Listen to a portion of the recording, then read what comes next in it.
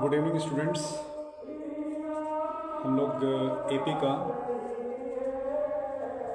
5.3 से question number 4 जानने की कोशिश कर रहे हैं। हमें दिया हुआ है यहाँ पर A3 बराबर 15 और S10 बराबर 125। निकालना हमें D और A10। समझ में आ रही है आप लोग को? तो देखिएगा यहाँ पर सबसे पहले हम लोग यहाँ लेंगे हल, लिखते हैं हल। A3 बराबर 15 दिया हुआ है, तो हम लिख सकते हैं A3 बराबर A प्लस 2D। जैसा कि A3 के जगह पर हम 15 लिख सकते हैं और A प्लस 2D छोड़ देंगे। इसे हम लोग फर्स्ट समीकरण मान लेंगे।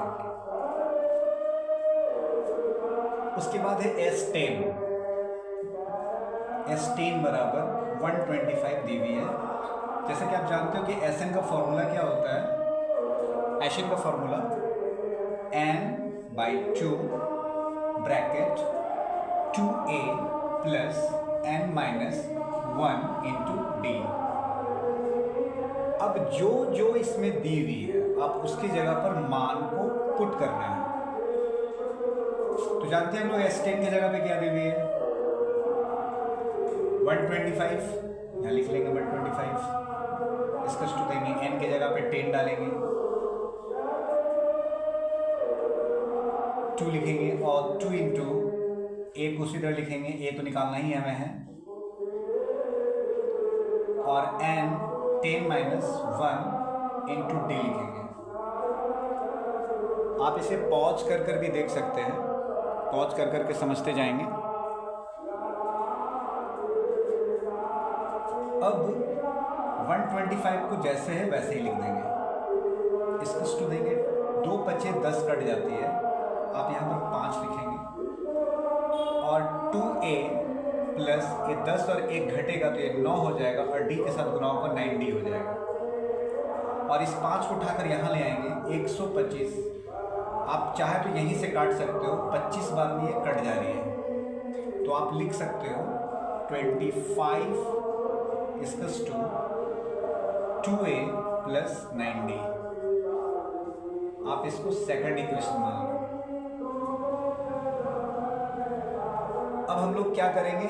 प्रतिस्थापन विधि से समीकरण 1 और 2 का हल करेंगे। प्रतिस्थापन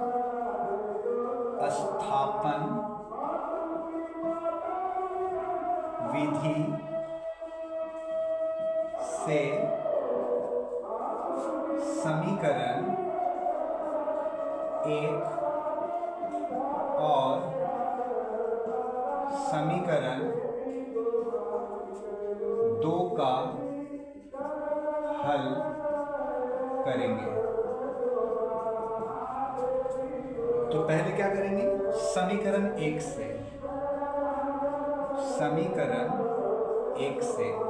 क्या होगा? समीकरण 1 से तो आप जैसा देख सकते हैं समीकरण 1 कहाँ है आपका? तो समीकरण 1 में आपका है 15 बराबर a प्लस 2d। तो आप यहां लिख सकते हैं 15 बराबर a प्लस 2d। हमें a का मान निकालना है, तो हम लोग क्या करेंगे? a को उसी जगह पे छोड़ेंगे, 2d को इधर लेकर आएंगे। तो इधर प्लस में है, इधर जाने के बाद माइनस हो जाता है, तो 15 माइनस 2d बराबर a। हमारा a का वैल्यू निकल गया है। अब समीकरण 2 से यहां लिख सकते हैं समीकरण 2 से। समीकरण 2 में आपका क्या है? आप देखिए, ये आपका समीकरण 2 है। आप देख रहे होंगे समीकरण 2 में क्या है? तो 25 बराबर 2a प्लस 9d है। अब हमें करना क्या है, यहाँ 25 का 25 लिखेंगे, 2 के लिए भी 2 ही लिखेंगे। a का हमें वैल्यू पता चला है, वो है 15 माइनस 2d और माइन प्लस 9d। आप इसको घेर दीजिए।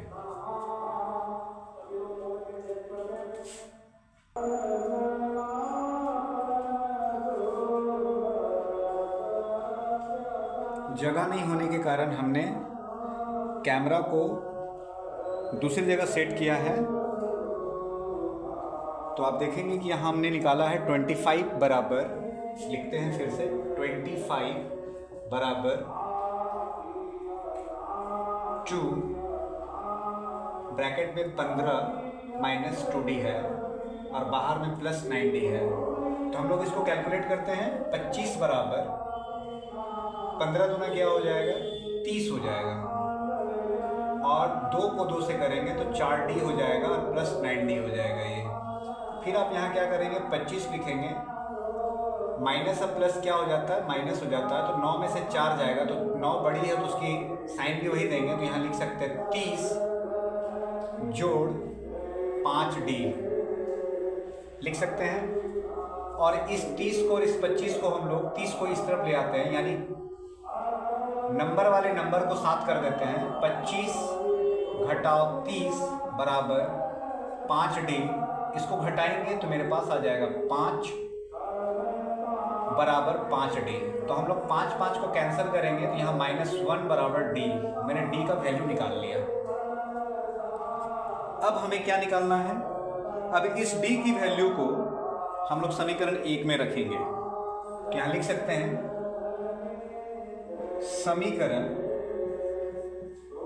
1 में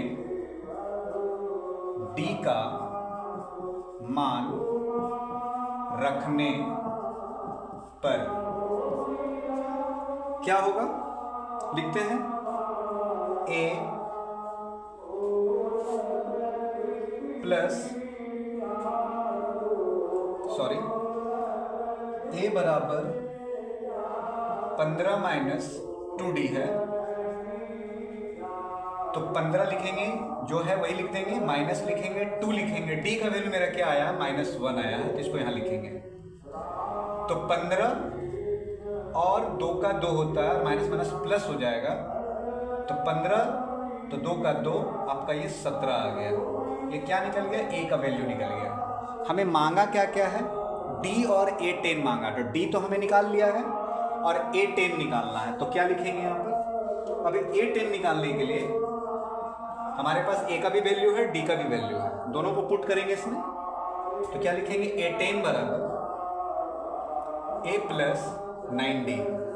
अब लिखते हैं a का वैल्यू क्या आया, 17 प्लस 9, d का वैल्यू क्या है, -1। तो आप क्या लिख सकते हैं, 17 का 17 लिखेंगे, प्लस 9 का 9, प्लस माइनस क्या हो जाएगा, ये माइनस हो जाएगा 9, और दोनों को घटाएंगे तो 8 आ जाएगा। तो इस तरह हमने आंसर ले लिया है। a10 का वैल्यू क्या आ गया, 8। तो हम यहाँ लिख सकते हैं a इक्वल्स टू 17